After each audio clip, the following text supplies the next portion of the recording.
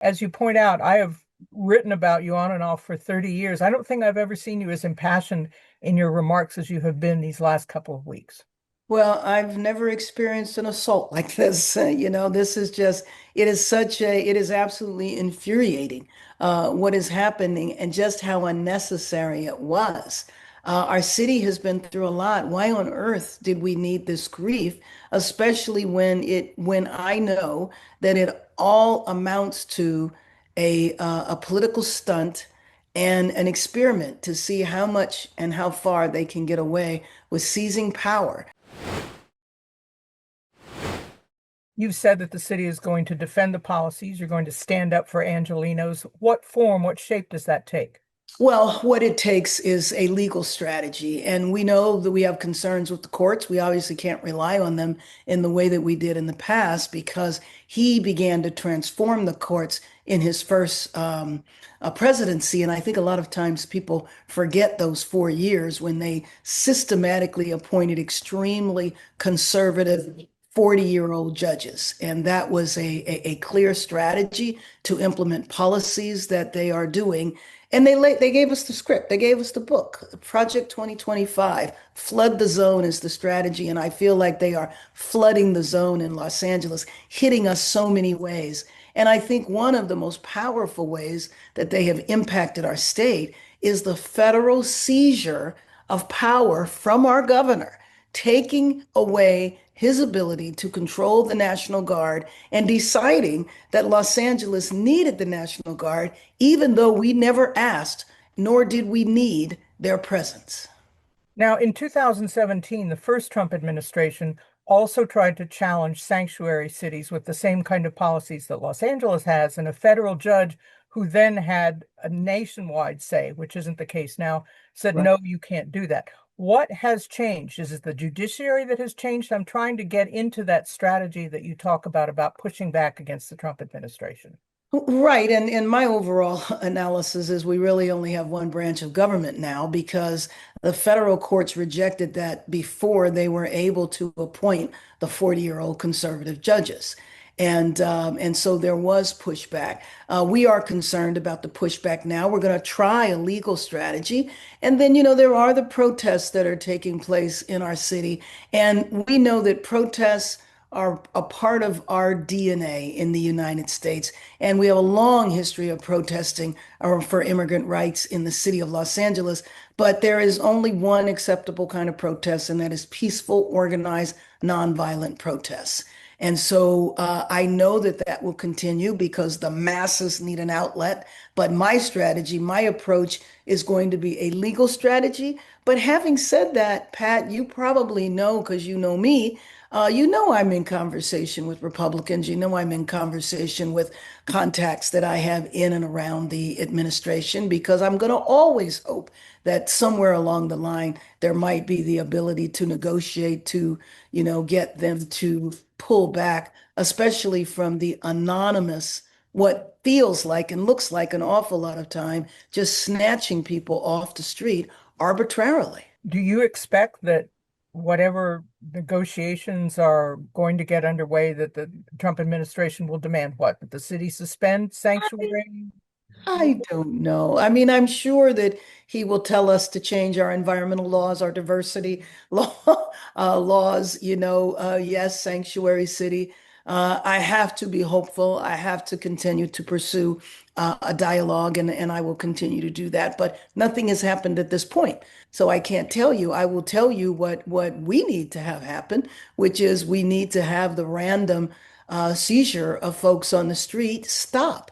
We need to have the officers, whoever they are, identify themselves and not be masked. If they're going to drive in unmarked cars, we need to know who they are.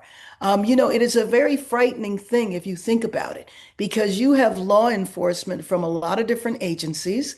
We don't know how they're trained. We don't know where they come from, the protocols, the practice that we have here in our Los Angeles Police Department can be very, very different from people who are coming from out of state. And then, of course, there's the fear that in some states, civilians have been deputized and have been sent to Los Angeles. We don't know if that's true. What we do know is true is that there have been imposters. There have been criminals who have masked themselves, put on uniforms similar to the ones that are supposed to be legitimate, and committed crimes. We've seen that happen in other states, but there was someone arrested here in the county just last week or the week before. I don't think he had carried out any crimes, but he was preparing to. He had all of the tools in his car. Fortunately, they were able to stop him. Hi, I'm Janice, and I am co-founder of Jews United for Democracy and Justice, as well as the America at a Crossroads weekly virtual town hall series. If you like this video, don't just watch. Head over to our website where you can subscribe for early access to new programs, see our upcoming schedules, and participate in our weekly live streams. You can also connect directly with our guests live on Zoom. Head over to JewsUnitedForDemocracy.org. Thanks for watching. And is the city planning anything or in a position to advise people about their rights and their options in many Well, of these circumstances? yes, the city has been very actively doing that through a variety of ways. Several of our departments that are closest to residents, such as our Parks and Recs and our Community Investment Department.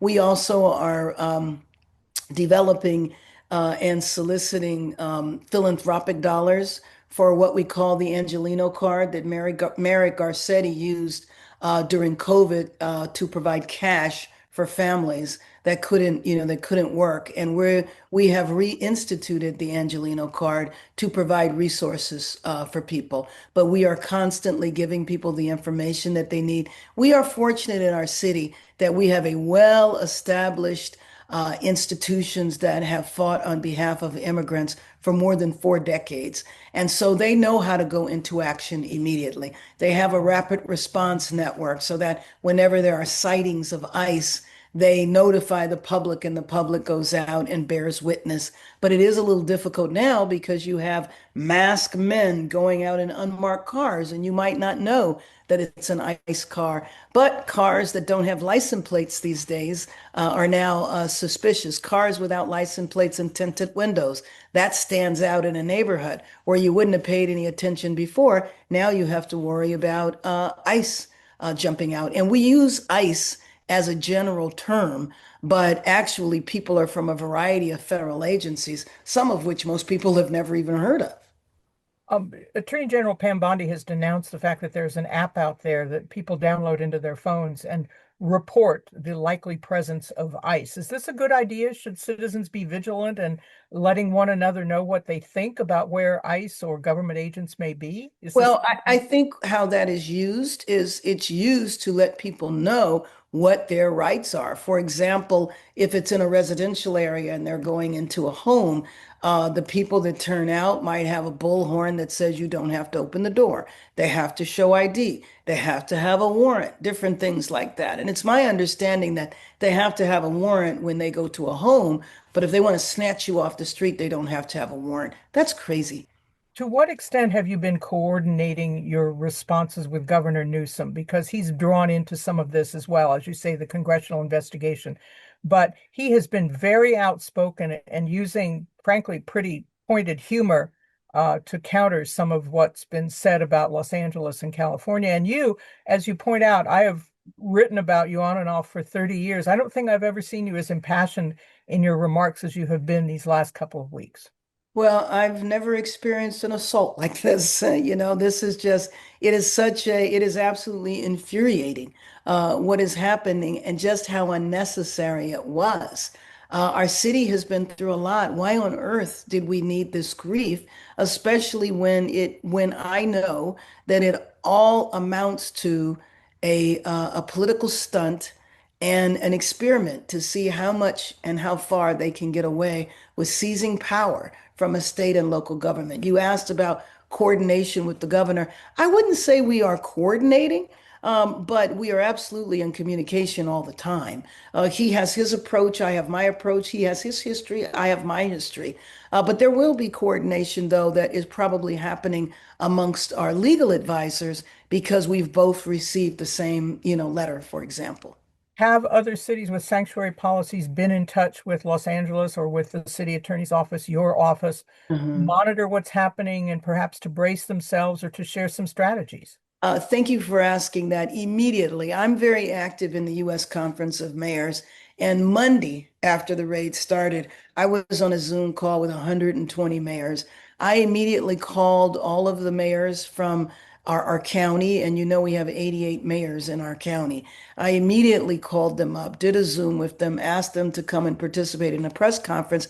And because we have a lot more capacity than the smaller cities, I have volunteered to assist them with legal advice, opening up our resources and how we have handled things in the past, because we all want to be supportive of each other. And one thing that I think is remarkable, Pat, is that you could imagine in some cities this would be a very divisive issue. You would have two camps, get rid of those people and then defend those people. This has united our city. I haven't been anywhere where I have not experienced the passionate outrage at how people are treated. Next week, as you can see, on July 9th, Madeline Brand will be talking with journalist E.J. Dion about progressives and moderates uniting to save our country. We, of course, will invite your questions and your viewership then. And we thank all of you from across the country and around the world who've been able to join us this evening. I'm Pat Morrison. Thank you so much.